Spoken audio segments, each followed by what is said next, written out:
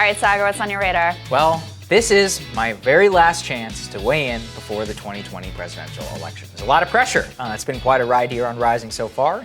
Given the state of the country, I don't think it's going to go away anytime soon. So my latest radar, to put my cards on the table again, I think Trump is going to lose the election, and that he will likely do so because he strayed away from the agenda that he ran on in 2016. He didn't create public confidence in his government's ability to handle coronavirus, and he failed to pursue economic stimulus many times over. You've heard it from me many times.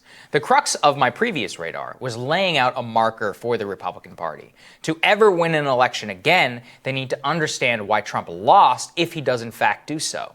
But the converse of that is also important. Whomever wins the election will face the same set of questions on their first day on the next administration. So what do I do? And that question derives almost entirely from the question of why these people think that they won. So let's start with Trump. Like I said, I think it's unlikely, but the question is still important. What does it mean if Trump wins the 2020 presidential election? And how will it impact his possible second term? If Trump wins the election, it means one thing very simply. This country is sending a giant middle finger to the neoliberal technocratic elite. It is a primal and rebelling scream directed at the cultural and economic power centers of America, telling them that even if they get scraps from the White House, they don't care.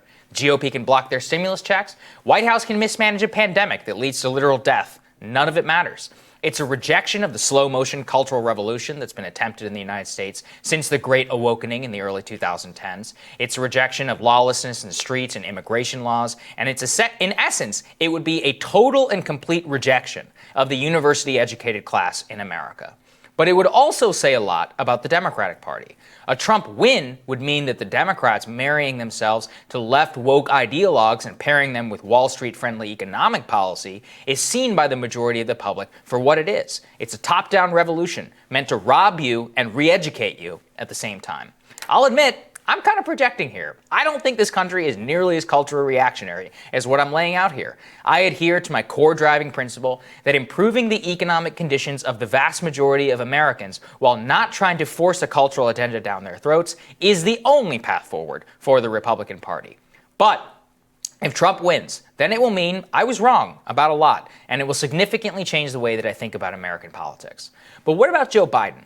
What would a win for him mean? The neoliberal technocrats will have you believe that it was an affirmation of their governance, that it is a grand return to the Obama years of 2012, that it is a positive vote for more jobs offshoring, more woke lip service, more Wall Street bidding, more cozying up to China, and throwing the left a bone on transformative immigration policy. But of course, I don't think it's going to be any of that. The reasons for a Biden victory are really simple. A lot of the country doesn't like Donald Trump personally. They're fed up with the pandemic response, and many of those who switched their vote for him did not get much of the promised help that he said he would deliver. That's it. And if I had to weight any of those heaviest, I would say the pandemic itself has the most to do with this. If this election is a referendum on anything, it's Trump's coronavirus response, both in terms of the disease and the economic response. Reams of data tell us that this is the case. The latest Pew Research polling into Biden voters tells us that 63% of the people voting for him cite their vote against Trump, not for Biden. Yes, you heard that correctly. Literally 2/3. Compare this to Trump's voters, where only 24% say the same thing about voting against Joe Biden, with 2/3 voting for the man affirmatively. If I had to pick a single moment that encapsulates why Biden will have won if he does, it will have nothing to do with him. It will be this from February 26th. I mean, view this the same as the flu. When somebody sneezes, I try and bail out as much as possible with the sneezing. I had a man come up to me a week ago. I hadn't seen him in a long time, and I said, "How you doing?" He said, "Fine, fine." He hugs me, kisses. I said, "Are you well?" He says, "No." He said, "I have the worst fever and the worst flu." And he's hugging and kissing me. So I said, "Excuse me." I went there, I started washing my hands. So you have to do that. You know, this is, I really think, Doctor, you want to treat this like you treat the flu, right? And, you know, it's going to be fun. That's the first time that Trump compared coronavirus to the flu. Bizarrely, he decided to resurrect that talking point after he emerged from the hospital, after himself getting coronavirus, and it remains the single most unpopular thing that he said about the virus, and if you trace public polling on his handling of the virus. It all slipped in April when he fully embraced anti-lockdown position and he tried to downplay the virus before the second wave swept across the Sun Belt. That's it. It just has to do with Trump and coronavirus and lack of stimulus. It is the easiest possible way to get elected president, and it's downright dangerous if Biden does win. Because a key principle I hope that you all understand in this is when you don't have strongly held views about something in Washington, it gets colored in the lines by the establishment. Our relationship with South America, trade policy towards Europe, NATO, the Balkans, education policy, how to run the Interior Department. This is where the swamp excels. If you don't have an opinion, they just keep doing what they've always been doing. And Biden is worse because not only does he not object to the swamp and business as usual, he will take his mandate and use it as an affirmation of the worst excesses of the 2010s under Barack Obama and set this country up for a collision course in the future. The truth is that the only thing Joe Biden will have a mandate for if he gets elected is distributing a coronavirus vaccine properly. That's it, literally. And the depressing part of this all is there's no mandate for anything. Though you will hear a lot from the Biden people about how it is, don't fool yourself or fall for the gaslighting. He will only have one mandate. Everything else is essentially an establishment con job. So that's the crux of it. If either of these candidates win, that is why. And that matters immensely as to what they do, what Washington will do in response, and more importantly, how all of us will think about our own politics as we assess the results of the election. And I had to go through that mental exercise, Crystal. I was like, well, what does it mean if Trump wins, right? And I was like, well, I think it's just a massive cultural backlash. I mean, much more reactionary than a lot of people thought. You can also see this reflected in what Trump is saying he's going to do if he wins another term. I know he said stimulus. I'm not going to hold my breath. Maybe it's possible. But maybe if the stock market totally collapses, that would be the only scenario. I think he would do it. Probably not the $2 trillion that we need, but something would pass. The real thing is, and what people are kind of salivating for is, he's like, I'm going to fire Chris Wray.